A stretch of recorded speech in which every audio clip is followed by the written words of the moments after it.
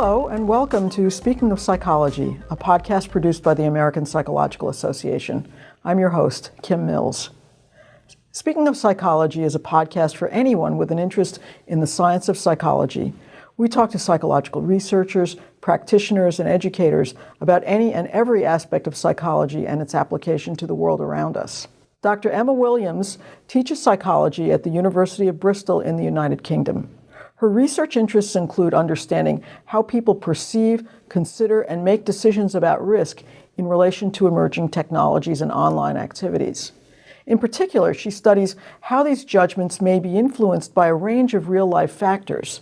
She also studies how best to help people understand their risks online so they can make informed choices, and she explores how and why people are susceptible to online scams like phishing and other situations that put their security and privacy at risk.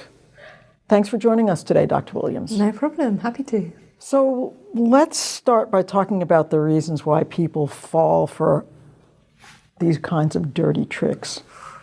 Well, I think there's a little bit of a misconception sometimes that these things are obvious to spot. So with phishing emails, people tend to think about what's known as the Nigerian prince kind of scams. It's really obvious. Someone's clearly offering me £1 million to move some money into my account.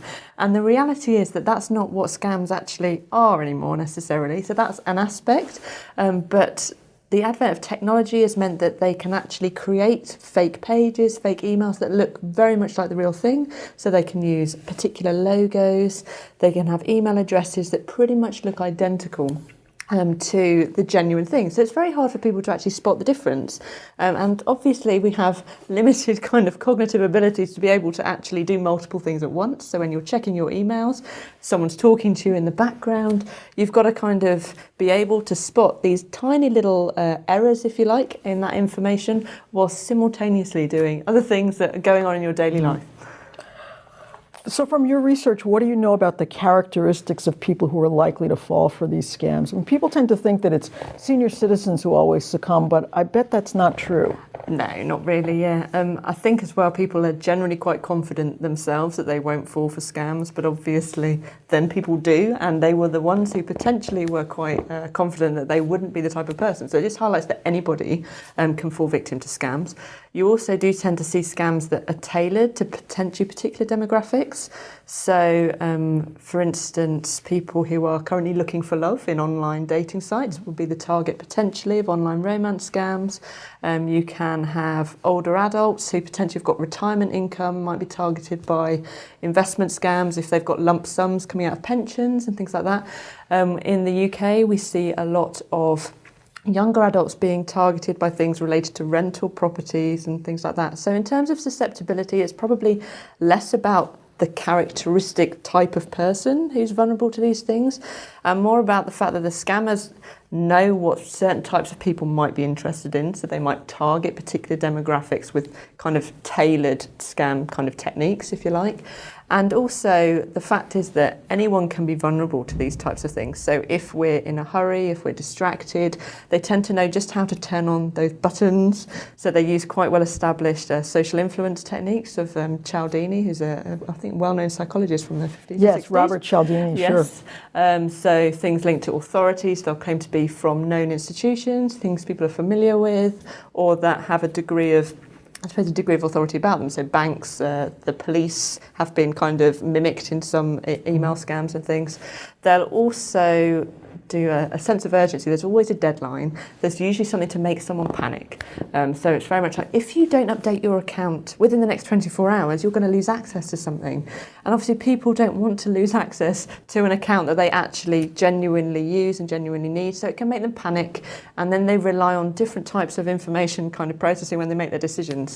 So they tend to rely on these kind of mental shortcuts and heuristics rather than kind of taking a step back and thinking through, is it possible that this is not genuine communication? They tend to rely on the fact that people might panic and instantaneously respond to something or elicit some kind of emotional reaction that will just maximise the chances that someone's going to click on that email before they've actually had a chance to go, actually, there was a little error there and that is a little bit suspicious. So what can consumers do to protect themselves? Definitely always take a bit of time before responding to things. They do very much focus on worrying people and panicking them and wanting them to respond fast. So if you feel that you're feeling pressured to respond to something in any situation, whether that's online or even face-to-face or on the phone, then actually just take a step back and think, why would that be the case? I'm feeling pressured, so I almost need to kind of take a moment and actually think, is it possible that this isn't legitimately what it's claiming to be? We tend to assume that things are truthful, they're trustworthy, so it's being a little bit more suspicious, which is a sad thing to say, but it is the reality. And also asking someone else who's away from the situation, whether that is a friend or a neighbour, or whether that's actually contacting the company who's claiming to contact you via another means, another route. Because sometimes you can feel sucked into a situation, and once you're in it, you can kind of panic a little bit and not spot things, whereas other people who are outside of that, they're not feeling that emotion, might immediately say, that doesn't sound right, actually, and it can give you a little bit more confidence that that's actually not correct and you shouldn't respond to it. Have you done any research into these scams where people are able to actually hold you hostage and demand ransom? You won't get your photos back. We now own everything on your hard drive. Ransomware. Yes. I've not done any direct research on ransomware, but obviously what you have to remember with ransomware is it's kind of the end state. So it's how have they got that onto your machine potentially. So if your machine has become infected, usually that's started with something like a phishing email. You've visited a website potentially that's had what's called, I think it's drive-by download of malware. So if you've visited certain suspicious websites, so it's all about how that originally got there. So you don't want that ransomware on your machine. If you are in a situation where you have ransomware on your machine, obviously that's where you really want to try and contact some kind of technical kind of authority or law enforcement agency that might be able to help you. I'm not sure what they are in the US. In the UK, we have very particular things called there's Action Fraud, which is a police reporting for online fraud and things like that, and they can actually potentially help in what to do if you're a victim of a ransomware attack in particular. But it's really about being careful and avoiding that happening by not clicking on things, not opening attachments to emails that you're not expecting that might actually contain the malware that can lead to attacks like that. What do you see as the next wave? I mean, as you're looking at these kinds of scams and the way people behave around them, I mean, how do we stay one step ahead of the bad guys? That's always really hard because unfortunately the bad guys are quite good at anticipating how people are behaving. In terms of staying one step ahead, we're trying to educate people as much as possible and make people aware that online the risks are just as great as they are offline. Obviously now people tend to lock their doors if they're worried about their security, and it's about trying to get that mindset of keeping your life secure, if you like, in terms of online activities. So this kind of stuff is always developing. Unfortunately, scammers do tend to evolve in line with kind of the victims that they're targeting. So if people become more suspicious of certain types of things or stop responding to certain types of scams, then they're probably going to try something else. So it is going to be a constant battle of educating yourself about the scams that are out there. There are a lot of awareness, online awareness campaigns and things like that. There are a lot of groups and bodies that are trying to kind of help people. So keep yourself educated, make yourself aware. And we are very much trying to obviously not only identify how these scams work so we can better educate people about them, but as researchers trying to anticipate where they might go next with emerging technologies, obviously wearables, other types of devices coming out, then potentially the crimes that relate to those are going to develop in the future. So we're just trying to anticipate them a little bit and build in better security features around those. So how do you secure your wearables? I mean, are there programs now where you can do that? The organisations that create these things are now being pressured to build in security by default, because the idea is that traditionally they've relied on people protecting themselves. So they'll push a product out there and they will very much say the security really is up to you. Change your default password, make sure you do any security updates, etc. And obviously putting quite a lot of onus on the consumer to make those decisions, whereas there's a bit of a movement now to try and pressure the manufacturers to make security better in their products before they're released. So to build in what's known as security by default, so that in theory, the consumer shouldn't have to worry about the fact that they need to do all these things. It should just do it automatically as a default. So hopefully if they do that, then, but who knows whether they will. Challenge. Have we lost the battle already, though? I mean, every day we find out about Cambridge Analytica and how many Facebook accounts have been compromised, and another department store tells us that 500,000 credit cards have been stolen. I mean, what can we do? I don't think we've lost the battle already. I think what's almost happened is that all this technology rolled out, all these new forms of data, new forms of interacting rolled out. Things like security weren't really considered. Things like privacy weren't really considered. Obviously, it was a new way of people communicating with each other, so people just weren't aware of the risks around it that much. And it's almost like that's now just starting to catch up. So you've had a period of time where something new's been rolled out. Oh yeah, let's have a go. Let's see. And now we're suddenly starting to see all these stories because obviously the criminals are aware that they can exploit certain things, or other people are aware they can exploit certain things. And I think we're almost now at a point where all of these risks are now circulating and people are aware of them. So Cambridge Analytica, that's quite a good example of something that's massively in the media, led to all these stories in newspapers and stuff. Oh, do you need your Facebook account? Maybe we should stop doing Facebook. How can you secure it? So it made people very aware of the fact that actually that was data, and that data that you're putting on social media is used by other people and can be used. So it's been massively helpful to make people understand that actually the stuff they put online is sensitive information potentially and can be used by others. So I actually think we're almost at a point where maybe the battle was being lost a little bit, but it's almost starting to catch up again. There's a new impetus. There's obviously a lot of regulation, focus on improving regulation and stuff like that. So, how can we now have regulation that catches up with these new forms of data? So I think we're almost at I don't want to say a tipping point, that's very strong, but a kind of turning point where it's like, okay, now the risks are very real and people are seeing that, and we're starting to see a more societal response. So how that will play out, I don't know, but I think we're now at a point where, yeah, maybe we're doing better in the battle. I would hope. So what are you studying now? What are you looking at for the future?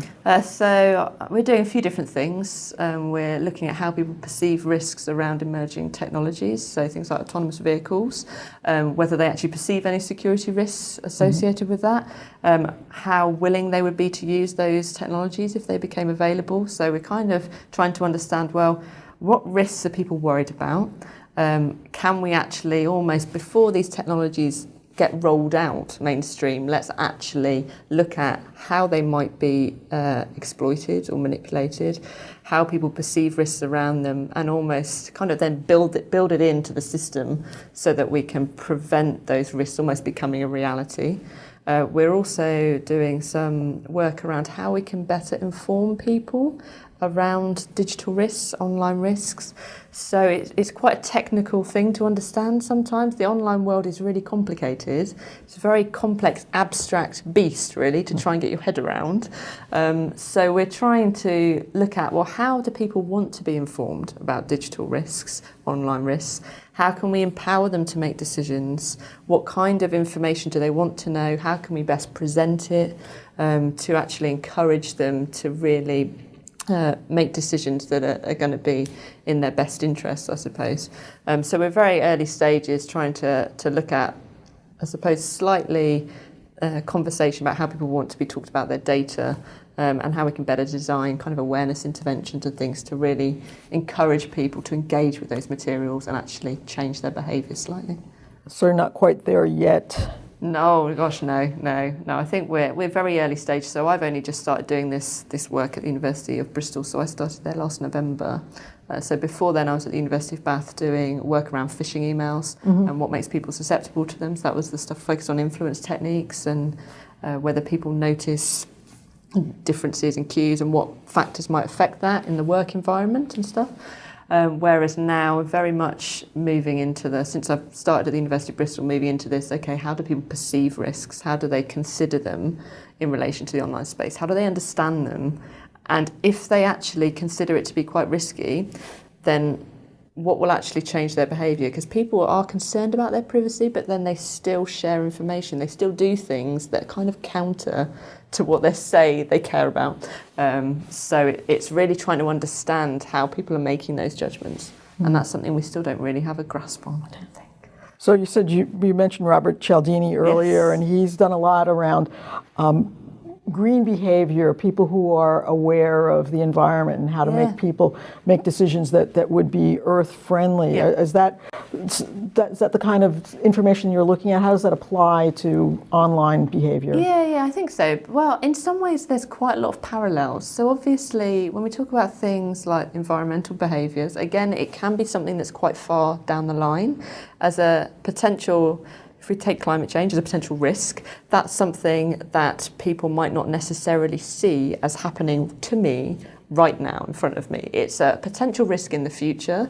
It's something that's quite abstract, it's quite big, who knows who it will apply to or how. So it can be quite hard when people are actually making a decision in the here and now to engage in a behaviour that they want to engage in but might be counter to obviously pro-environmental behaviour, but they really want to do that, and because the other thing is quite far away and quite abstract, then maybe they won't actually make the decision that's in those best interests, hence why obviously Cialdini is interested in kind of almost nudging people into that. So there is work around how we can nudge people in a similar way in online behaviour, but it's still quite early stages, and I think we've got a slight issue in the fact that although there are a lot of similarities, so it's quite a big issue again, online risk potentially. If you decide to click on a link in an email or visit a website that might be fraudulent, whether you're going to see an immediate impact on yourself,